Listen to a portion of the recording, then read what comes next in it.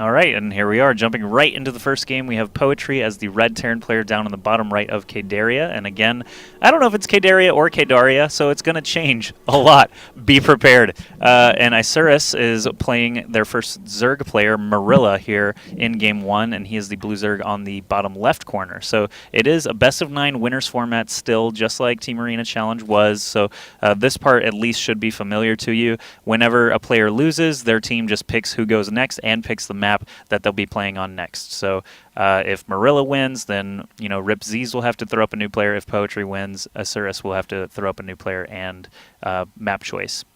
And I'm really looking forward to this format. We kind of mentioned that there's some up and downs between the divisions as well, but there's going to be some volatility to see who's going to stay there in the contender in the premier divisions, who's going to be fighting their way up from the amateur bracket. So I really look forward to this. I think it's going to be volatile. I think we're going to see a lot of new teams pop out here and should make for a fun season.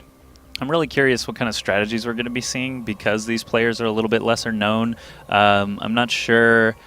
I don't know any of their play styles. I'm not afraid of admitting that. Right. So I am really, really interested in if we're going to see build orders that we might not necessarily see out of like the top Korean players. Where, just to give an example, Major versus Hyun yesterday. Major did the same build multiple times, and I'm really not expecting that out of these guys here today. No, I imagine we're going to see something a little bit ridiculous, or it's certainly a possibility. Like we said, we don't have a lot of knowledge of these players, but there are some recognizable faces on these teams. We've seen that Capoche, Dark are already part of these teams as well. So, Capoche is a guy who's been around the scene for a while, and I'm glad to see that he still has a home on a team like this. I might as well shout out Lemony Tang, who posts on Team Liquid and Twitter as Lemony Tang. He is JJH on the team roster for ZeeZ, so that's at least a name I recognize. Oh, is he? Okay. Yes. So I found that out today, and we'll see if they end up using him. But I have seen him post a few times. He's tweeted at us a few times, so we'll see. We'll see how good he is at StarCraft if they end up using him. Awesome. Well, hopefully we'll be casting one of his games later on. So, no real surprise, honestly, out of these guys quite yet. It looks like Poetry's going to go for a 1-ranks gasless fast expand here in a second as his orbital command just finishes up. He decided to put down his second supply depot, though, so he could block out the drone to make sure the drone wouldn't be able to catch anything or any pertinent information. And back on MuRiLa's side of things, looks like he's opening with that 4 or possibly 6 queen opening that we've been seeing so much. It depends on how quickly he'll decide to take his third. You wait on gas for a while, but you just spam out a bunch of queens so you can stay safe in the beginning part of the game and spread creep all the way across the map. Yep, and once the spawning pool is done, obviously they can throw up a spine or two at that natural. It's a double ramp leading into the natural, but spine crawlers still give pretty good coverage there from any Hellions or Marines or anything that happen to wander in. Queen spine crawler combination there can hold off pretty much anything for the first few minutes if microed well enough, if positioned well enough. So we'll see if MuRiLa is just going to keep churning out drones, like you said. That seems to be the build order of the day. Hasn't thrown down any extractors or anything. It looks like Poetry is going to go ahead and get that command center finished in his base and not tech up anything just yet. Yeah, Poetry, though, keeping a nice watch on the sides of his base, make sure any unnecessary scouting isn't going to happen as he does finish up that second command center. MuRiLa, of course, with those 4 queens out on the way now, just the build that we were talking about before. This offers you a lot of utility. It's my favorite Zerg versus Terran build right now from a spectator's point of view because I just love when players can multitask really well, and so you look up like, oh, he's been macroing really well, and oh my god, it's 11 minutes in and he's got creep inside of his opponent's main. I mean, just the sheer amount of creep terms you can put down is really fun to watch. Yep, Poetry's got his first factory coming up now. Again, nothing too crazy. He's got his Marine positioned, as you said, to prevent any sort of superfluous scouting. An Overlord snuck around the back of the mineral line, but didn't actually see anything yet. I'm sure he's going to check out the natural here soon. He's got that Zergling running around, checking all over the place, and now finally some extractors are coming up for MuRiLa. Bunker being placed on the low ground. He's ready to land orbital number 2 and get started mining away at that natural. The Zergling is going to be able to spot this, so that's nice for MuRiLa. And Starport coming up for Poetry here. Interesting that there's already a reactor being thrown down. I thought we were possibly going to see a build that a player like Tasia's really fond of, which was 3 command centers with Cloak Banshees, close to a variation of what Major was doing yesterday against Hyun quite a bit. But no, looks like for now it is going to be just a reactor on this factory. We'll see if he switches it up and gets a tech lab here in a second. MuRiLa is starting the creep wave that you mentioned earlier. He's got 4 creep tumors already planted down, and I'm sure this is just going to continue on. He's got basically a dedicated queen to even accelerate that creep spread. And the fact that they're both along the bottom side of the map is going to benefit him here with that creep spread. He can break down. Can we just find those destructible rocks? Yeah, so he can spread that creep all the way through the destructible rocks and even just use the queens to bat it down if Poetry remains as relaxed as he has been so far this game. And he did end up going with the 6-queen variety here, so you usually don't get any spine crawlers with that, as we can see. And he's got 4 dedicated queens for creep tumors, so this creep spread is just going to be magnificent. He's taking a third base in the top left-hand corner, a hidden base, which is kind of an interesting maneuver. The first couple of Hellions making their way out now, but yeah, it was indeed Banshees once again, just not of the cloak variety. Not yet anyway. He could still switch gears. Looks like a couple of Hellions arrived at that queen wall and decided they weren't even going to try to get past. This many tumors, man, this is actually going to go extremely quickly. He's going to go ahead and cover up that third base area too, even though he's already expanded in that more hidden location. I'm curious if he is going to break down the rocks or if he's just going to come up through this already open expanse. With the visibility blocker there. I mean, really, he could do either one. He could do both. It doesn't matter as long as he can create that path all the way over to the third base location of Poetry. And the first Banshee is out now. The fact that it doesn't have Cloak is a bit interesting. I think Poetry might actually be helping MuRiLa a little bit by breaking down those rocks, as he's got his entire quarter of the map basically already creep covered. This Banshee really doesn't know what to do. He's going to need some scans if he's going to try and kill off creep tumors. Yeah. I don't think he's going to be able to get past these queens very easily, so he's basically just saving that Banshee for later right now.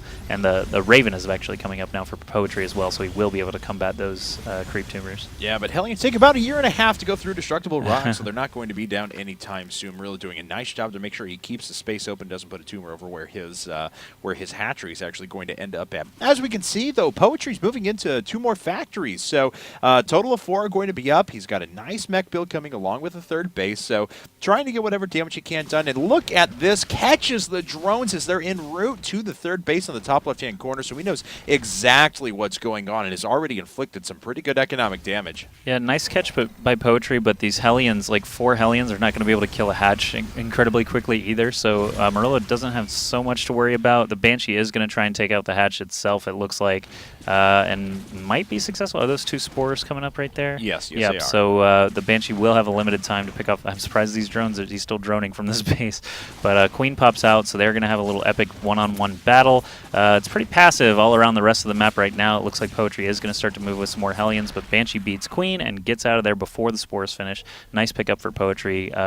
Just killing a Queen at all is a nice victory. So Hellions basically waiting for the Raven, I believe, so they can get started bulldozing a path to MuRiLa's main. Yeah, and we do have Roach Horn coming up. This is a strategy we saw out of Young quite a bit as well. Strong Roach through the mid-game, and also tend to get drops with that as well. We do have +1 air attacks coming up, so we'll see how much he wants to invest into those air units. Unfortunately, just 1 drone up there over at the top left-hand base, so these Hellions not going to do all that much damage, but it looks like they'll be able to pick off a couple more spawning drones here in a second. See, the hatch is safe, but MuRiLa's still just making drones like absent-mindedly out of that hatch, and they just keep walking into these flame jets of the Hellions. They're positioned nicely there. They're not going to get, they are going to get killed off, but it wasn't the worst spread in the world. And now that these Hellions are in the natural, only 1 queen there to protect, all these drones are just getting fried. This is, ooh, wow, that's really dangerous as well. Oh, no! Bunching up all those drones. Oh, another searing blue flame already coming down and catching even more drones, but that worker killed count has to be getting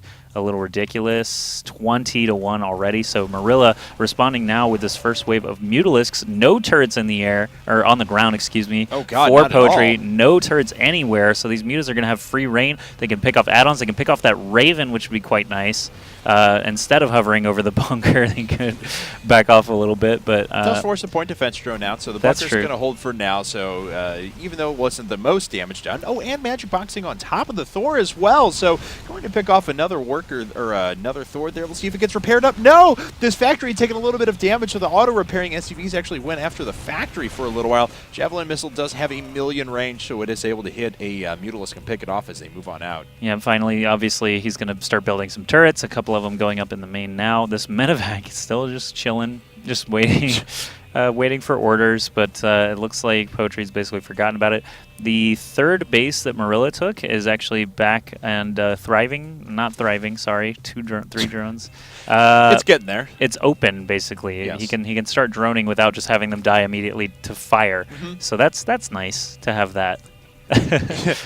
No fire threat at the third base. No, I mean, fire's not conducive to the working environment of a drone, but little known fact. It's really hot, fire. But Ventral Sacs and Pneumatized Carapace coming up for MuRiLa. I'm not sure what he's planning on dropping at this moment, as he pretty much only has drones and Mutalisks, but he's got that Infestation Pit coming up now as well, and he could start churning out roaches once his economy's really in, like, super macro Zerg mode. Even though MuRiLa's lost a bunch of workers, I mean, the creep spread is still quite good. It's pretty much across the map. Looks like these Mutalisks are going to swing in again, and they will be able to do some damage to the orbital command. Hellions, unfortunately, not going to be able to defend that. It's going to require a couple anti-air forces. Looks like there is enough for another point defense drone here in a second, and that plus the Thor is going to be enough to ward these Mutalisks away.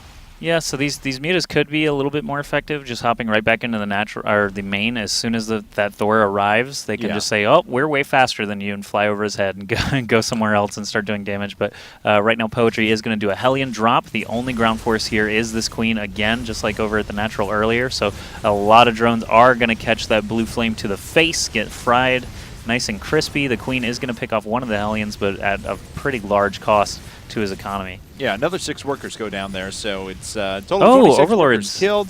Loaded up 2 of the drones right at the very last second. Oh, nice. Yeah. Right there. Oh, but then all the rest are still dying. Oh, but he's still doing that. Yeah, that's still death and destruction, unfortunately. Yep. So, 31 workers killed. More drones just keep popping out and dying over at the third. Poetry, though, I mean, he doesn't have the world's largest force to back himself up at the moment. I mean, he's done some damage. He's done cost-effective damage. As we can see, he's taking a little bit of damage, though, himself from those Mutalisks, and I think that's what that's where the resource gap comes in, because the harassment that Poetry has done has actually been pretty cost-effective. Yeah, and that supply count is what's concerning me now, 199 to 142. All these roaches in the middle of the map are able to be loaded up and dropped wherever, or he could probably just bust the front at this point. There's a couple of siege tanks, well positioned, but just not a ton of filler, like Marines, Marauders, Hellions, stuff like that, to basically eat all the damage while the tanks do their work. And Overlords are loading up now in the center of the map. They're also coming along for the ride just on the ground, all these roaches. So I'm sure we're going to see a nice assault into the main here soon. There's some Hellion action going. More drones! Oh my god. 40 drones. Zerg players look away. I know what kind of pain that causes you to see just the molten body of a drone. You can see his skeleton as he's boiling into the ground. That's very descriptive. It is, but that's the feeling you get when you play Zerg and you lose a drone to a Hellion. So all these Overlords are filled with Lings and Roaches. As you can see, there are no tanks here, no Thors to be able to defend against this. Hopefully one will pop out soon, but it doesn't look like it on the production tab. And that's just Poetry has left the game. All right, so there we have it.